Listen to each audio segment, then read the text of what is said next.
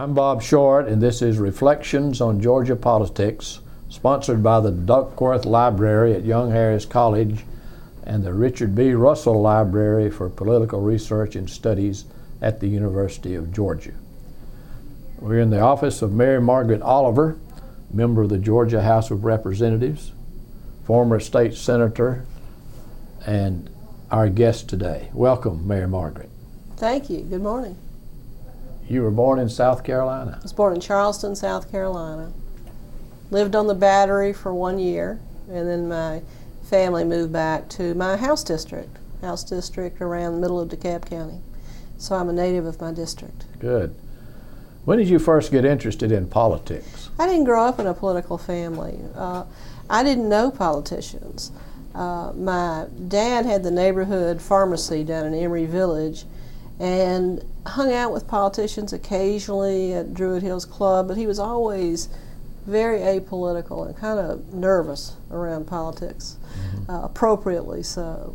And first politician I ever met, I was taking his deposition in a jail condition suit. When I got out of law school, in the dark ages, there were very, very few law firms who would even interview a woman at that time. I remember a federal judge telling me in that time that he couldn't really hire a woman law clerk because it wouldn't look right if they were working late at night. So I was offered a job. I was grateful to be offered a job out of law school with Georgia Legal Services that was opening a rural legal services program in North Georgia. So in my 20s, I spent an exciting professional time, a really wonderful learning experience, going to 27 different county courthouses and all those little towns and all those mountain counties up there. Lived in Gainesville and traveled to Elbert County and Franklin County and Hiawassee and Circuit Road through those counties. In the 70s, mid-late 70s, Georgia counties had not really caught up with a lot of the federal litigation entitlements or rights that had been granted to people.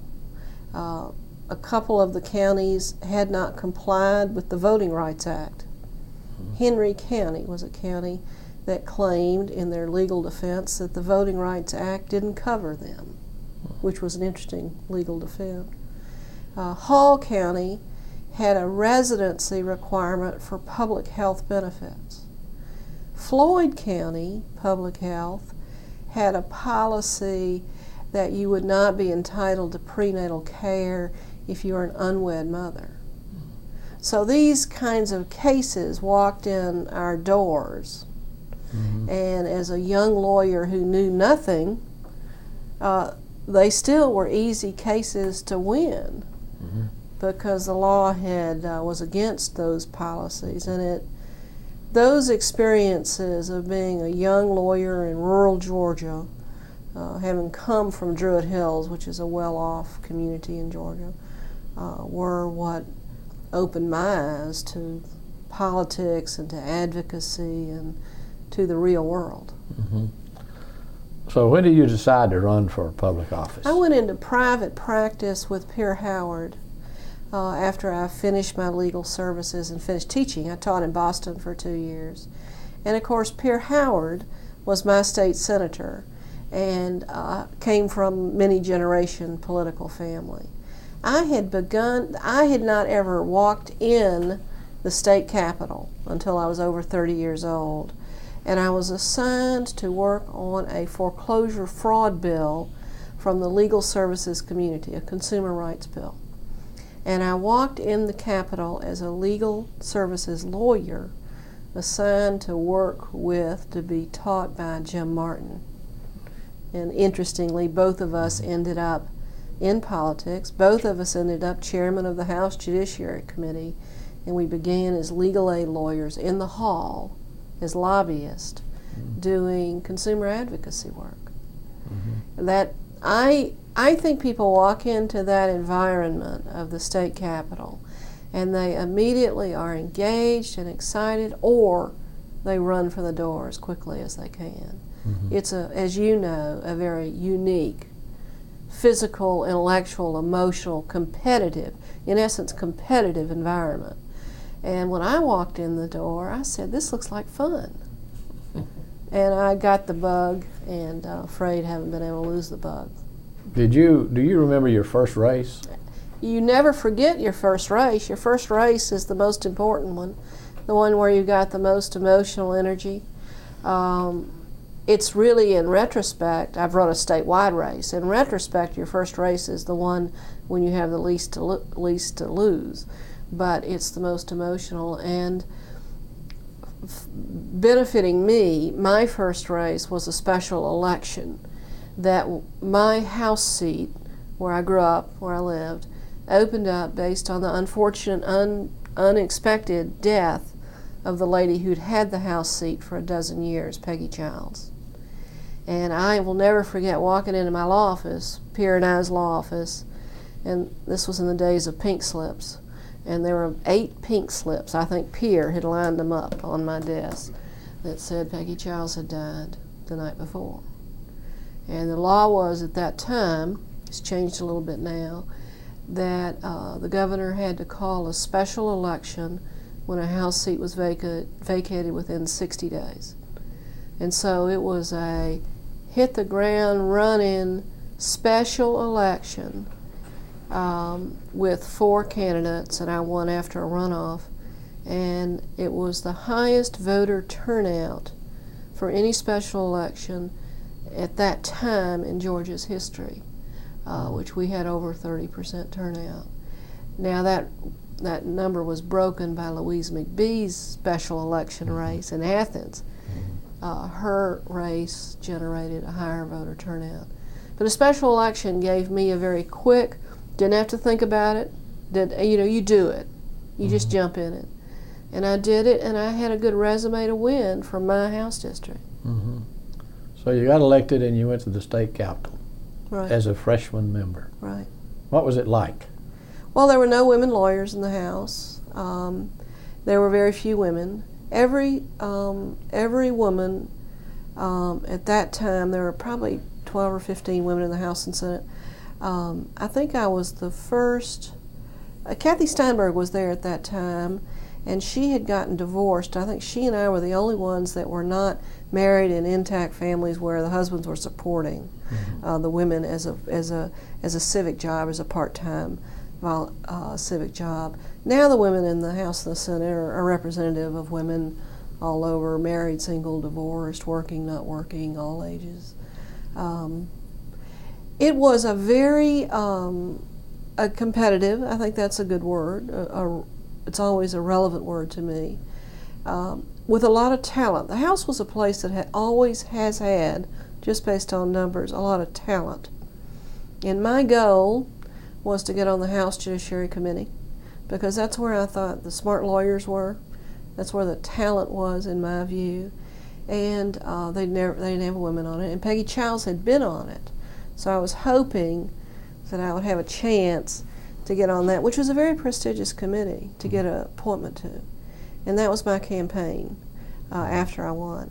And who helped me a lot was Robin Harris.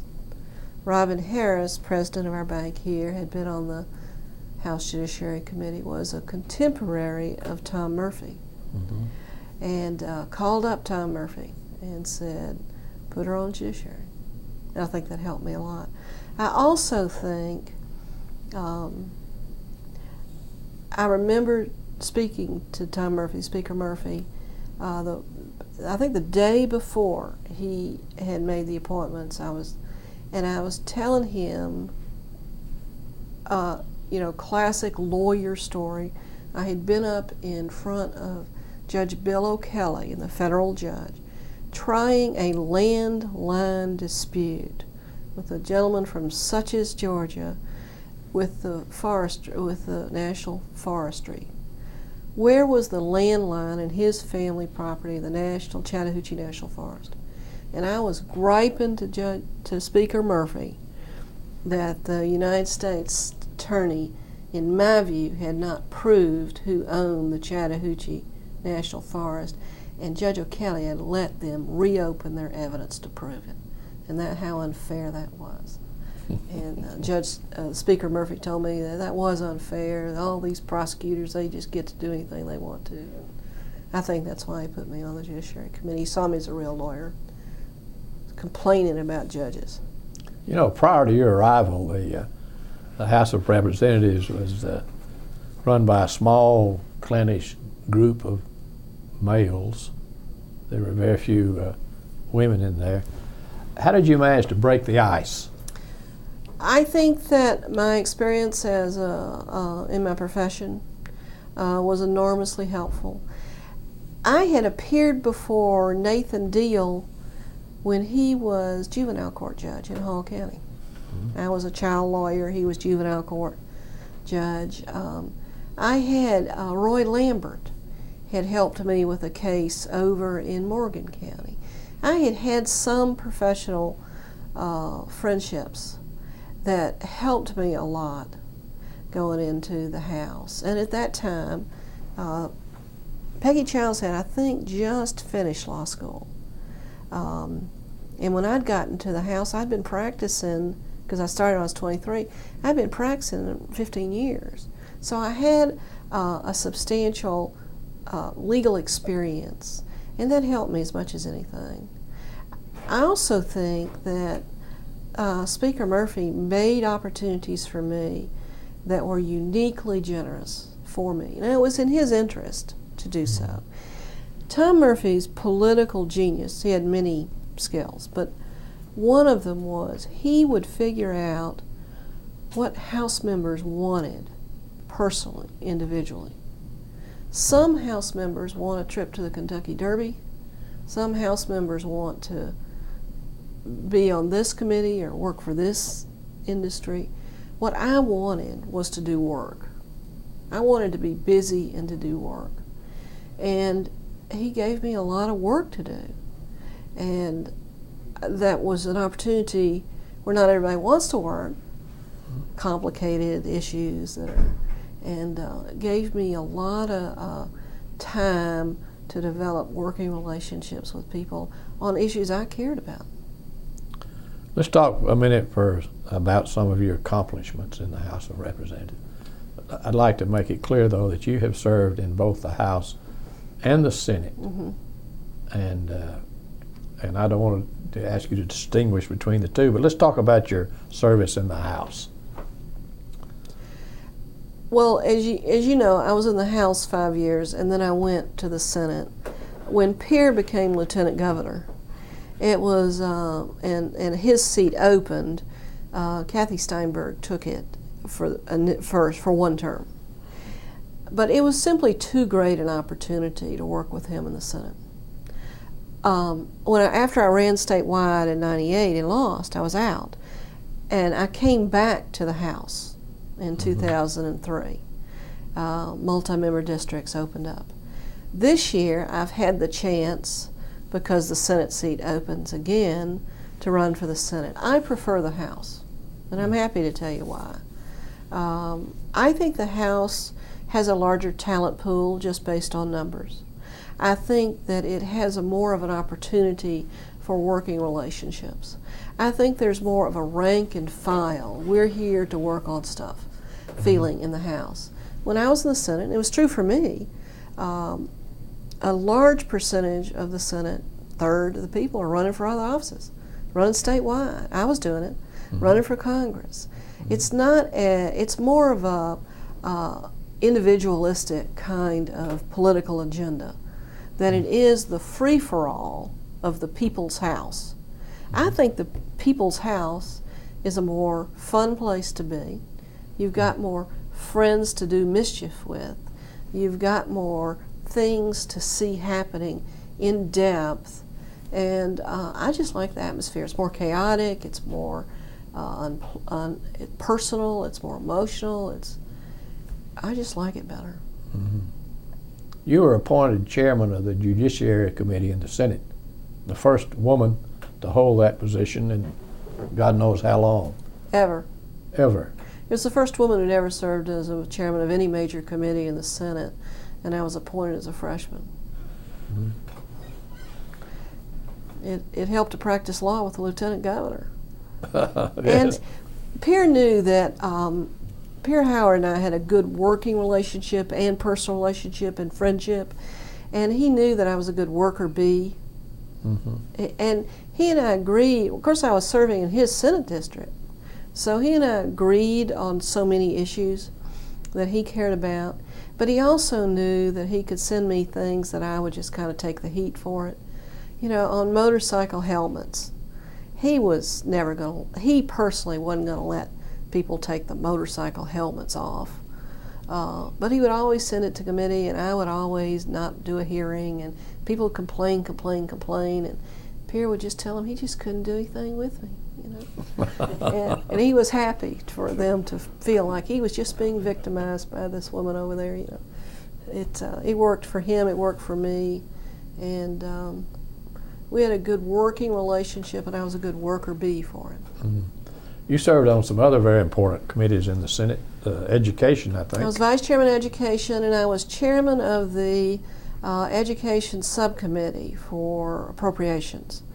And that was the year that the lottery money first started.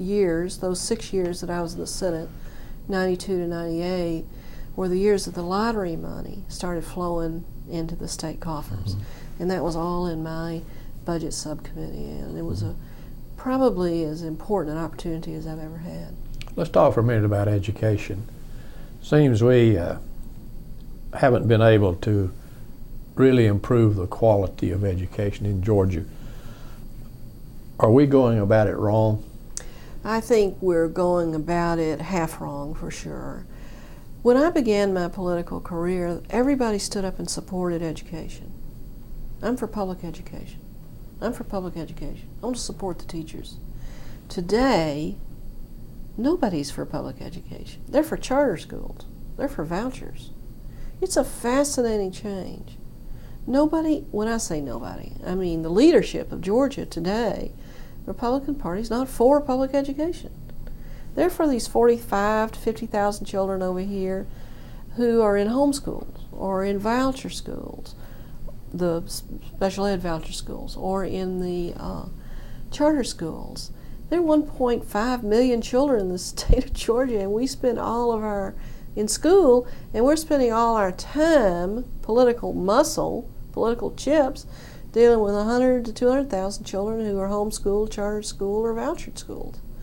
So we're way off track right now, and other states are moving ahead, and I'm very concerned about it. What can we do to improve? Teacher quality, teacher quality, teacher quality.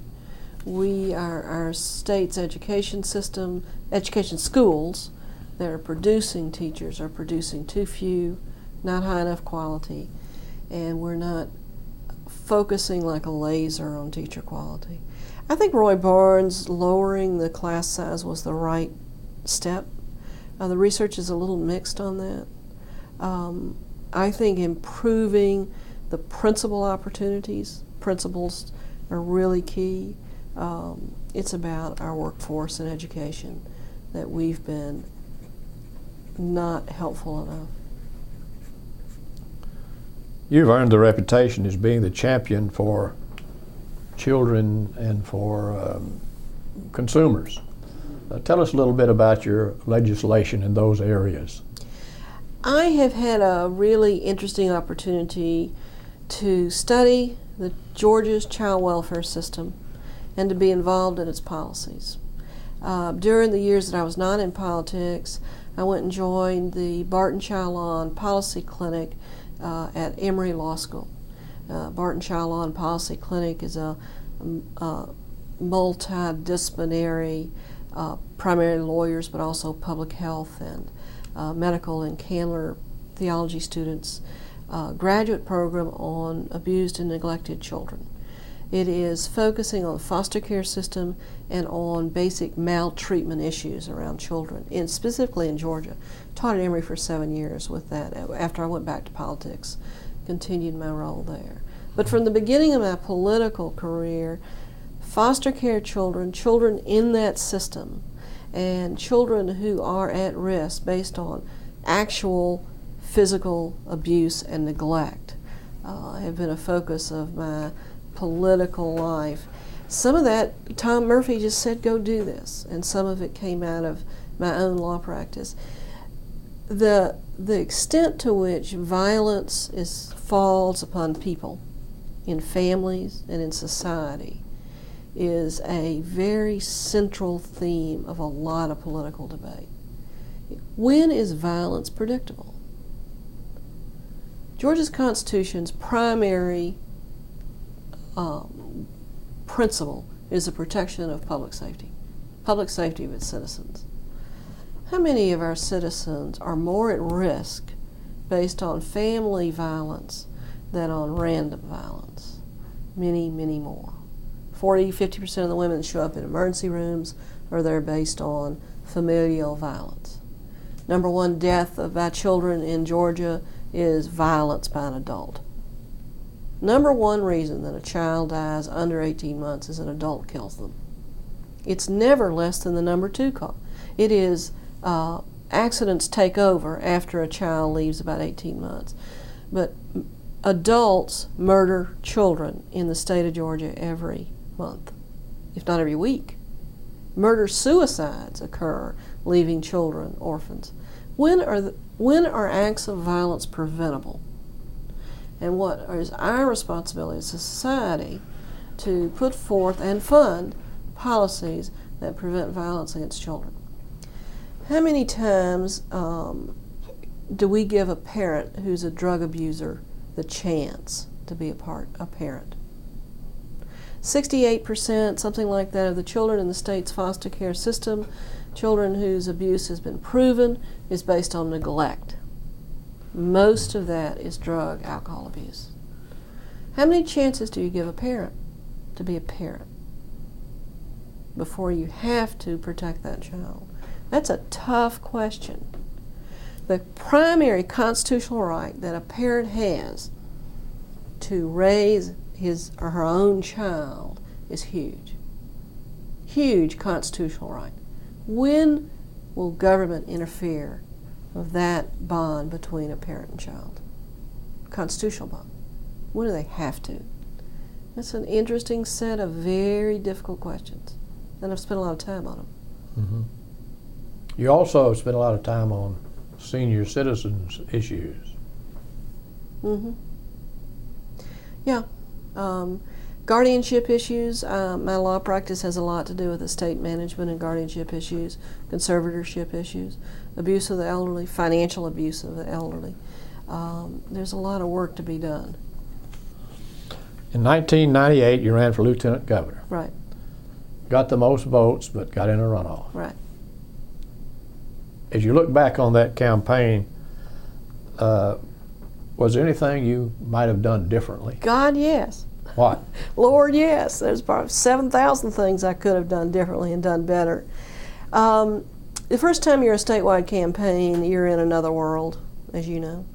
At that time, no woman had ever raised the money I raised. No woman had ever gotten the endorsements. At that time, it was pretty unique at that level of race.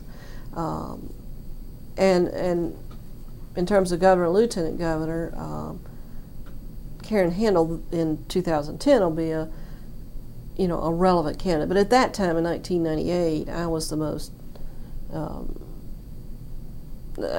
most competitive woman who'd ever at that level. Mm-hmm. That race shows what you can predict and what you can't predict. And most of politics I find is unpredictable. I had a 10-point lead, almost a 10-point lead, between the first and second place. I had about 29 points. Mark Taylor had about 20 points. He was always in the nick and, very, very close to whether he was going to be second or third.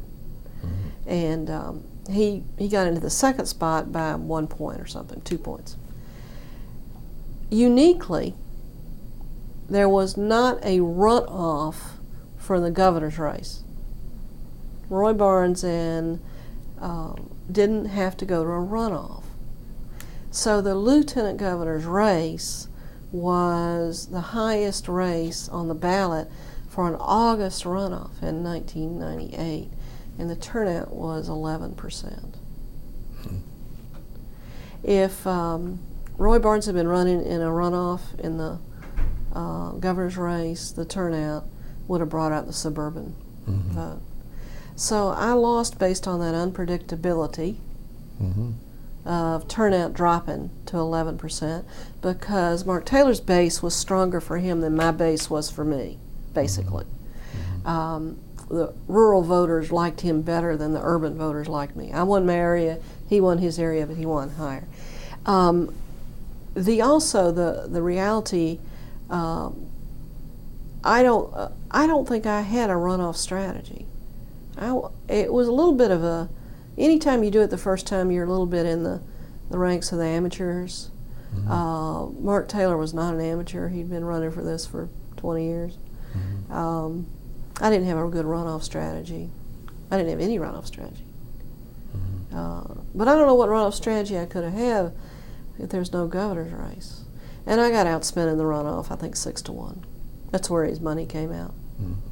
That was smart strategy. So what happened after that? Well, it was an interesting transition. I have said to many people that being out of politics for those 4 years was incredibly valuable. And when I came back to politics, surprisingly to me, I came back. I was a better legislator and a better person and much more balanced in terms of understanding what you can do and what you can't do in that incredibly difficult environment down there. I spent a lot of my last 10 years in politics, in my 40s, not physically. I was just too stretched. I had pneumonia 3 times. I was sick a lot, and it's just pure stamina issues. But after I took that time off and devoted my time to my law practice, which I was grateful to have a place to come back to, and teaching at Emory, I had been sick since. Knock on wood.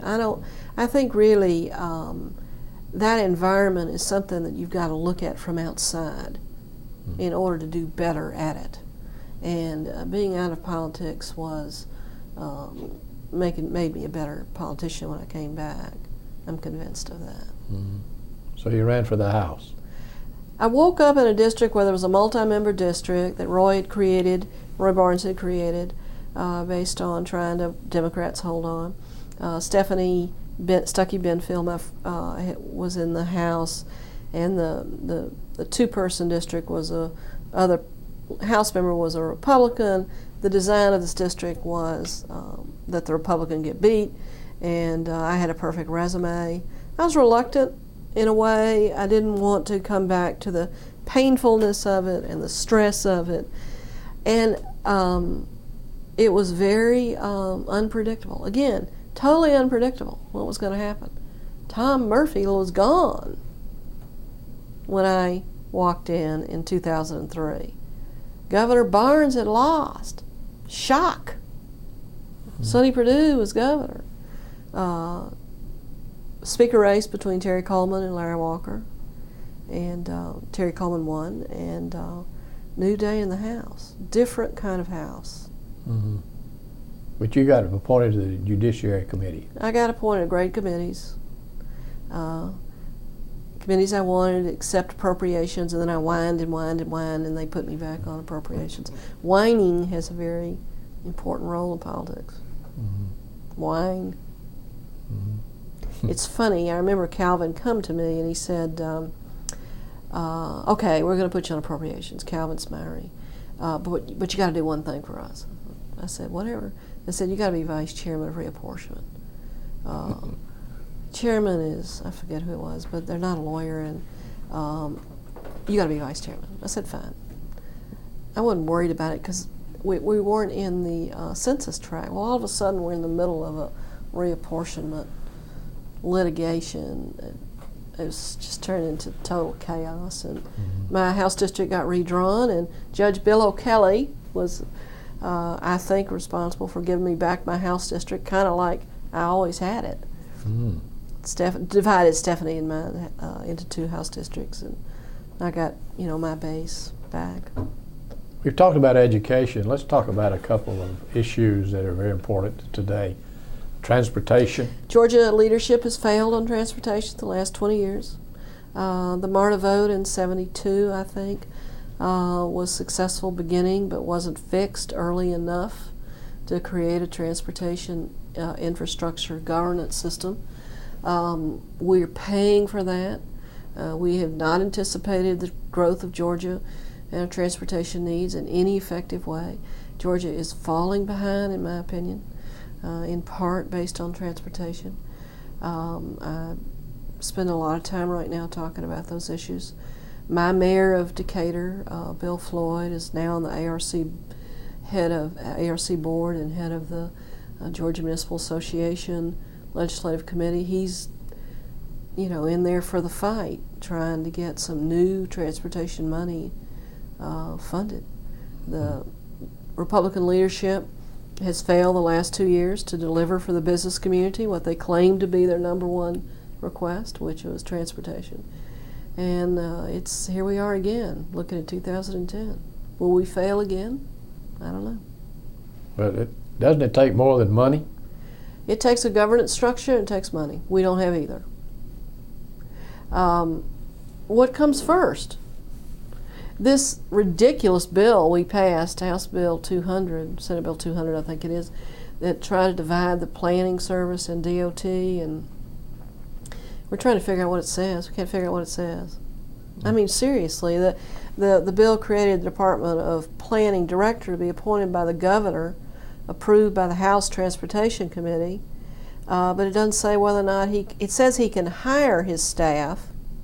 The bill didn't say whether he could fire the existing staff. So, I mean, those kinds of, this bill wasn't supposed to pass in the way it was drafted, and it got passed. It wasn't an adequate governance structure. So now we're trying to redo some of that. There have been suggestions that some sort of regional tax be created to pay for transportation. Will that work? It has potential to work, yes. I think it probably is the best idea. I don't want my constituents of DeKalb County, who've already been paying for MARTA 30 years, to be paying any more taxes for Corridor Z or the roads out there. That we've got to have a integrated regional transportation plan. I believe that, and I hope you'll ask Roy Barnes this, he always intended to merge Greta and MARTA in his second term. That needed to happen. Sonny Perdue hadn't mentioned the word transportation in 8 years, as far as I can tell. So we've lost some time here. Can we make it up in 1 year? I'm not sure. Water. It's pouring outside. We have more rain than any other state in the South, but our growth has really changed our water management issues. Interesting litigation. Again, I've spent my years in litigation and years in the political world. It's very interesting to me. I say publicly all the time, there's a higher intellectual discussion in the litigation courtroom than there is in the political hall. This judge, the federal judge, that said we can't pull water out of Lake Lanier for water purposes, he's probably right as a matter of law. We counted on that. We counted on nobody blowing the whistle on us. Federal judges once again blown the whistle on us, and solution's going to be tough. There's no common ground between Alabama and Georgia on use of the Chattahoochee water. There's no common ground. Let's move ahead to year 2002, when for the first time since John F. Connally, which was 131 years, Georgians elected a Republican governor when Sonny Perdue beat Roy Barnes. Were you surprised at that outcome? Shocked. But I had seen Sonny and I served in the Senate, and of course he was a Democrat then, and he and I were loyalists to peer and worked together a lot, and I like him very much. Sonny and Jack Hill and I were kind of a team. We shared offices and secretaries, and we really did a lot together. It was an anti-Roy vote. It wasn't a Republican vote. It was an anti-Roy vote. The flag. I think the flag was X part. I think the teachers was Y part. I think that the way Roy Barnes treated individuals and groups, it matters how you treat people. It matters. And he didn't treat people well enough, individually, collectively, because he never thought it mattered. The polls told him it didn't matter. Here's my question. I want you to tell me the answer to this. When did Roy Barnes know he was in trouble in the election of November 2002? Monday or Tuesday during Election Day? I think that he really sensed trouble because of the flag issue, and when he found out that he had really, really angered the teachers. I don't think he felt vulnerable because his polling data kept telling him he was in good shape. I remember Bobby Kahn telling me that 55% of the Georgia electorate would vote for Mickey Mouse before they would vote for Roy Barnes. To me, that's an indication that they were worried. Do you think Bobby Kahn has any self-awareness about why that might be true? Blaming it on the flag was too self-serving for Roy Barnes. In my opinion, it was too self-serving an excuse. You did not see that the Democratic Party was sinking at that point? Democratic Party's been sinking for a while. We had a group of conservative Democrats with a lot of political skills who had held it together. But that time wasn't going to go forever.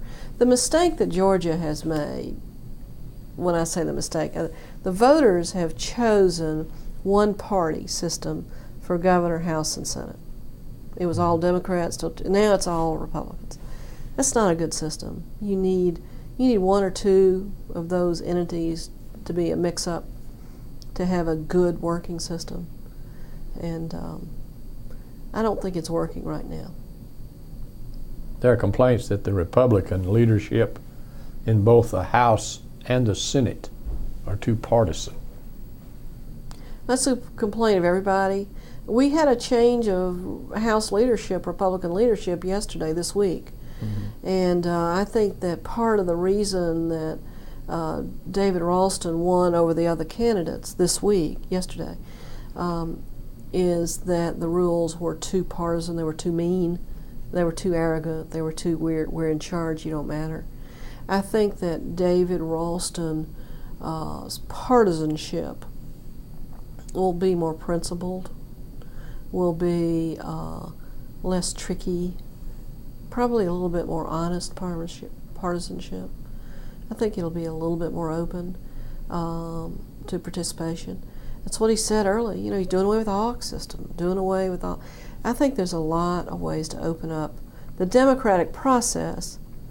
Take the benefits of your control, but don't be disrespectful to the people of Georgia. Let's explain the Hawk system for our audience. Glenn Richardson came up with a mechanism of appointing ex officio members to every committee. I think there were 4 of them, and they had a title, Hawk. They were available at any time, on any notice, to come into any committee and vote.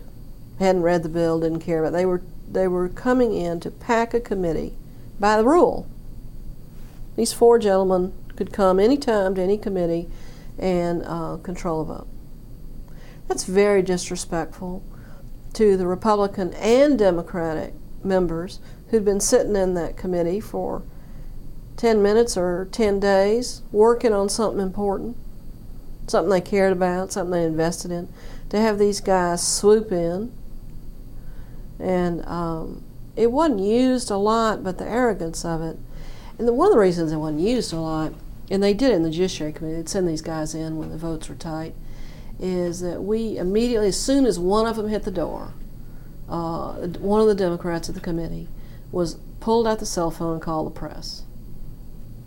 Anytime a Hawk walked into the Judiciary Committee, where we were doing important legislation, cell phones came out and the press were called, made to come there and watch them. And we'd start doing these bird noises. You know, and it became our kind of signal to each other. Let's speak a minute about the appropriations process in Georgia.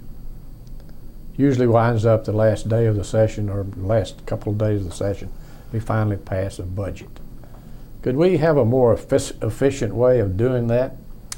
There's always more efficient ways of doing it, but the budget's about real power. And the fights on the last 2 or 3 days are about a very small percentage of the budget. We have a strong governor state. The governor's in charge and control of the budget, and really more so under Sonny Perdue than almost any other governor I've seen. We can have a better process, but it's always going to come down to a horse trade at the end. I just want the people in the room to who are doing the horse trading to be invested in something. Mm-hmm. What concerns me is when the horse trading is based on the picayune, not important, petty issues. Mm-hmm. Joe Frank Harris built more libraries in Georgia than Andrew Carnegie. That's a contribution. He cared. He was invested in that. Zell Miller was invested in those regents' budget. He cared. I just want the guys, the men and women that show up for those budget hearings to be invested. The state of Georgia is not the same state as when you were first elected. Mm-hmm. Has state government kept up with the changes? No. Although Sonny has probably done a better job at some of that. You know, he claims, he sees himself as a good manager. I think he's a good manager. Some of that is, we've reduced in many aspects our numbers of state employees significantly. Mm-hmm. We've done away with the state telephone system, which we should have, this new IBM contract. I think we lost 600 employees on that. The DOAS is down, DOT is down. We're reducing the number of employees, trying to modernize based on the way industry modernized. We're making some direction. We need to do better. It's an old state. How many buildings does the Board of Regents have that are more than 50 years old? Most of them. What do you do with a 75-year-old classroom building filled with asbestos? I mean, can you just walk away from some of these things that are sentimental? I mean, you've got to make some harder decisions, some more modern decisions. Well, I was going to ask you the question whether or not, since I would say there's never enough money, what's the remedy? Is it spending money smarter? You've got to spend money smarter. Some of it's streamlining. Most of it's leadership and talent. Most of it's leadership and talent. Mm-hmm. Spend it smarter. Invest where you have to. Do we need 58,000 people in prison? We have a higher percentage of people in prison than almost any other government on the face of the planet. Is that serving the people's interest? Is 58,000 people in prison making people safer? Is it make people safer? No. Mm-hmm. Why do we do that? What's our biggest mental health system in Georgia? It's a state prison system. Is that a good use of mental health money? Are we spending mental health money on prisons? The biggest number of mentally ill people receiving treatment today are in prisons. The DeKalb County Jail out here has a mental health system bigger than I think almost any of the state hospitals, psychiatric hospitals. Is that the way to spend money on mental health treatment? Does anybody care about prevention? Is that smart money? Surely the. I was in, and then I got to go. I was in Housing Code Enforcement Court 2 weeks ago. This was just. I was there on behalf of one of my estate houses that I managed that was in trouble, and I was being cited for a code violation. And the guy in front of me, the case in front of me, was a guy who was in the orange jumpsuit in shackles. and his case was brought up before mine. He had been in the DeKalb County Jail for 25 days. He'd been in the DeKalb County Jail for 25 days because of dumping tires. He shouldn't have been dumping tires. He'd violated a code violation. He'd committed some kind of something. The reason they brought him to jail, out of the jail in shackles in his orange suit, to take they gave him priority in line. I was standing in line right behind him, was he was sick. He was really sick. You could tell. He said he was sick. He said, I got to get out of here. I got to get to the hospital. The sheriff out there, Tom Brown, did not want this guy to collapse while in jail. And then the county have to pay for it. They were trying to get him out of jail as quickly as possible so maybe he could go to the hospital and somebody else would pay for it. That's exactly what basically the prisoner was saying. He said, I got to get out of here. I got to go to the hospital. I'm sick. And he was sentenced for time served, 25 days for dumping tires. And how much did it cost to keep that guy in jail the last 25 days? And how much it was going to cost now that his illness was advanced to whatever it was. And I'm thinking to myself, this was a bad use of money. Let's get back just a minute to Mary Margaret Oliver. And then I got to go. Okay, what's down the political road? Higher office? Probably not at my age. Judgeship? Probably not at my age. Don't know. What I know is that politics is unpredictable. Politics is unpredictable. Define politics. Engagement in the public life. Let's look just for a minute at your record. What do you consider, in all these years you've been in public service, your greatest accomplishment? Stamina. Just sticking my nose in the fights. Caring about the substance.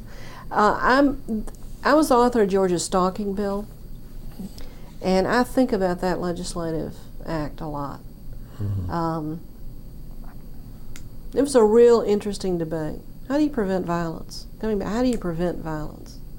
Today, I'm the author of, I've introduced it every year since I've been back, requiring seat belts in trucks and requiring no Class D drivers, no young drivers being able to use their cell phone while they're driving.